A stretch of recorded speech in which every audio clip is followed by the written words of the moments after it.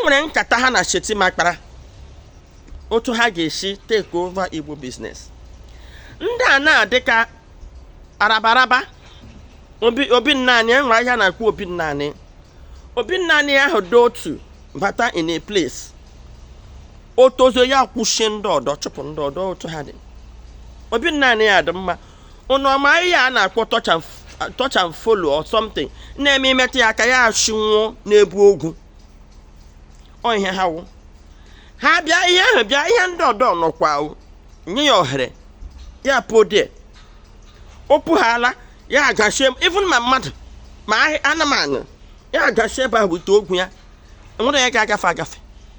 Ahịa ndị ọzọ a ga-epuzi. Just gaa lelee nga ihe apụ n'ọhịa n'otu ịkpa ala. Nna anyị anọ nga otu ndị ala anyị.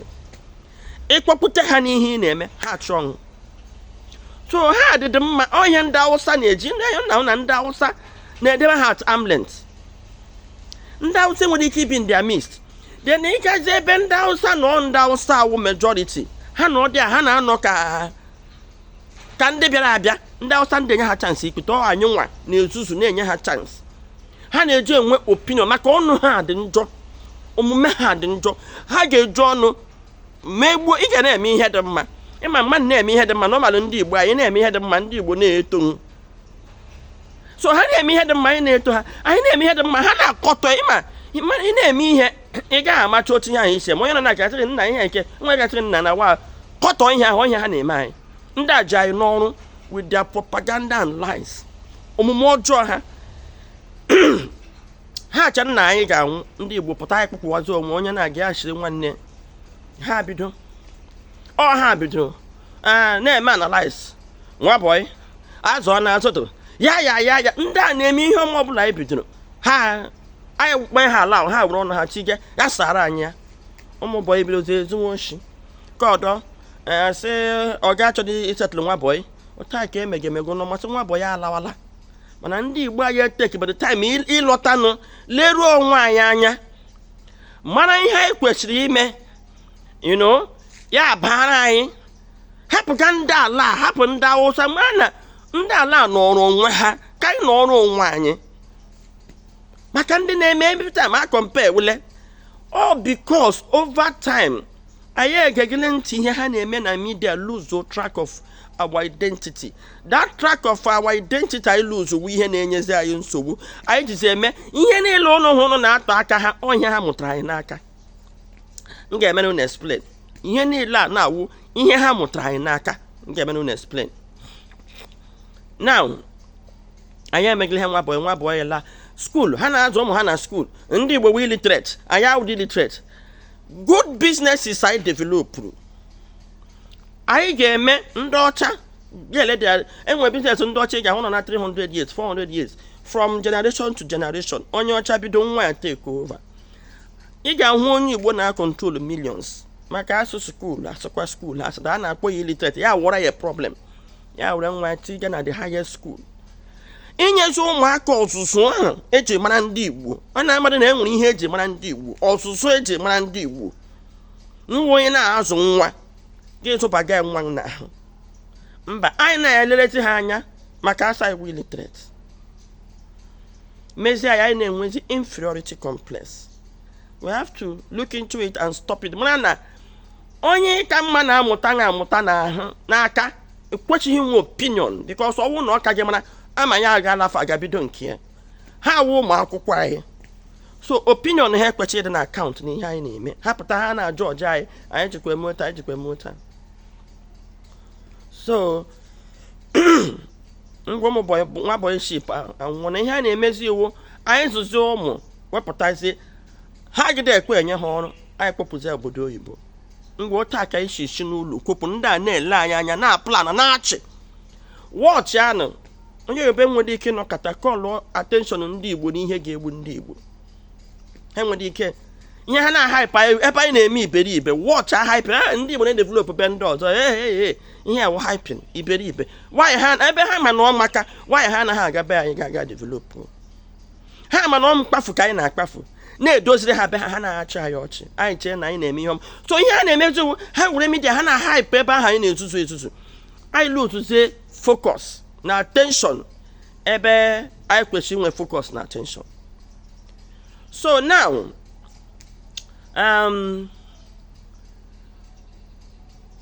ndị Igbo anyị azụkala n'ụmụ.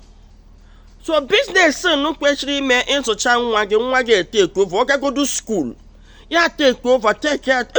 Enwego business ndị Igbo kwesịrị nọ na second generation to third generation. Business ahụ nwụrụ anwụ, anyị na oje na one man business. Ihe ndị Igbo na-emezi ka mkpata ego, no matter how rich, nwere zụcha ụmụ. Gaa na village side na ị ga-ahụ rich men zụrụ ụmụ gbanyere agbanye na obodo oyibo ka ha nọ. Business aha nwụọ. Ma ndị bacha into factory production, business aha nwụọ. Nga anyị na-ele ndị Yoruba anya mgbe ha hụ na ọrụ anọrọdụ na Nigeria, ha na-akpọpụgo ụmụ ha obodo oyibo, ha bido hype anyị sokwe na azụzụ na-akpọpụ, not knowing na ọwa anyị ji the economy. Now ha na anyị the business, ha achịchala anyị n'ọrụ nakọrọ obodo anyị na ha nwe ọnọ na ghọta. So enye m na-agwa ndị Igbo na-awụ na oru ole mgbe anyị ga-eleba anya comparison anyị na ndị Yoruba aha ndị ọwa ọkụga se mezinia ka anyị leba anya ihe niile ahụ mere anyị ji wee dị great. Let's start bringing it. Onye ọbụla na-eme business nwere ego na control over 1 billion naira, nwa ga-ejekọ ihe obodo oyibo ime anything. Ị na-azụ ụmụ gị na school na-akpọpụta ha na shop gị, ihe ahụ mere gị big man emere gị ihe na-enwe ihe eji school wụ just a profession. Ngị nwa na ogo na school nke gị ime ahịa aha anyị nọ school kadịrị the main school buildings ebe ahụ ị na-ejiga nwa. It's a learning environment. School ị hụrụ a na-akpọ learning environment. Ime ahịa anyị nọ, look, my father gụrụ ezigbo akwụkwọ ya the first man to be educated in my place. And what more, not a businessman. When say a businessman, but at the business environment can be a water. And one day can outside now, George, how won't this stupid? This is the real business environment, the real learning environment where you interact with life. Or in a school, I be an accusing brain on yours, textbook brain on yours, okay, you understand? Here, another person's life experience can accusing while you are supposed to exercise or your own life experience. School we jinyaka. So ihe mere ndị Igbo ji dị great mgbe ha dị great that experience ha nwere within studying the environment in their culture. Ndị okenye anyị buildgoro already. That foundation ha lere is the highest education we are here mere ama ebe ni last ndị Igbo ịhụkwa their music. And what ihe new that in our generation na create na develop na ala Igbo. Rather, those powerful things when you watch when they tweet you, when I need one if you say because I na-ege ndo imepe social media na ndị ọcha na-eyi ata ya ayure ya na-eme ngala na-akụ egwu anyị laa n'ala Igbo gaa na-anụzi egwu Igbo because ọ ya wụ nke na-aga aga ndị obodo a ga na hijack all the media spaces where egwu ha before egwu ha na-asụ oyi ọ na-ada aga na ntị ogwe egwu ndị Igbo ngwa ọbụla ịhụrụ apụta gụọ egwu ndị Igbo ịmara na ihe ewe egwu. So Igbo bụ Igbo, ihe m na-agwa unu na bụ na anyị chọọ progress na Nigeria ọhụrụ ihe gbasara ndị ala anyị ga-ewepụ ha ebe anyị nọ. Ọwụ n'ime ahịa anyị ha bịa ha n'ọrụ onwe ha, ndị be anyị na-ewe ha n'ọrụ ha ga-edestroy ndị be anyị iwe ha n'ọrụ ahụ ha nke a ụnụ ọmasị nwere. My friend one day ka m gara a businessman ana m azụ ya ahịa meet nwa boy ya abịa ahịa late ya akụ nwa na-ebesi ya na mpa ya dịrị ya ochi ya na-akụ nwa ana m ajụ na ya si ade ele ote ị ga-esi nwa boy mpa bịa na-esi ochi ọ dịghị mma ya sị nwa boy onye n'ọdụ nwa boy ọ na-amụ ya ọrụ n'aka na ọ na-esibe ha abịa na ọ ga-amụ ọrụ 5 years na-ejedụ ntụ na ọ mụọ ọrụ 5 na mpa ya ha kwụrụ ya ụgwọ ya chaji ha 300,000 ịmụgosi ọkwa ahịa mkpọ the same business anyị na-eme electric motor business anyị kpọọ n'otu ụmụ boy 5 as at that time anyị na ha bịa anyị na-azụ ya so onye eke na ha kwụrụ ya 300,000 naira ọ ga-eji amụ ahịa for 5 years na nne na nna ya ga na-enye ya ego moto o ji abịa na-enye ya ego nri then na ọ mụcha na onwe dị ike ibido ahịa until ha bịa mee freedom. N'ime freedom ahụ ha ga-eji 1 ram otu akpa rice before ya na-ekpe ya ekpe na ya ga-ekpe nwa ekpe na nwa a ga-ebido ahịa.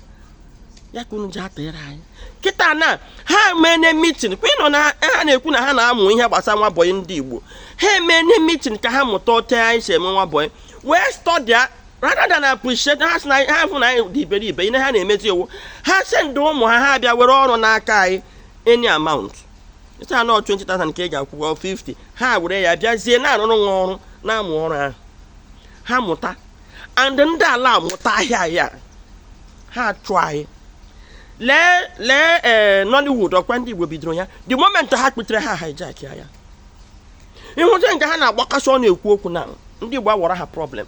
Do you know why?